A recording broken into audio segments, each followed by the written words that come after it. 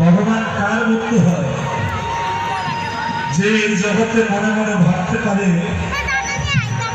এই জগতে আমার চেয়ে অধম আর কেউ নেই। ওই গুরুরূপে ভগবান একমাত্র তারই বন্ধু হয়। দেখো, পঞ্চপাণ্ডবের সঙ্গে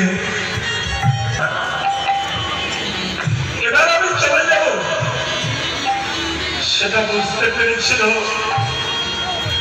পঞ্চপাণ্ডবের মা কুন্তি দেবী। এদিকে ছেলের সিংহাসনে বসছে, ওদিকে মা গিয়ে ঘরের কোণে বসে কাঁদছে। এমন সময় গোবিন্দ আমার পিসিমা পিসিমা ডাকতে ডাকতে সেই ঘরে গিয়ে উপস্থিত হল।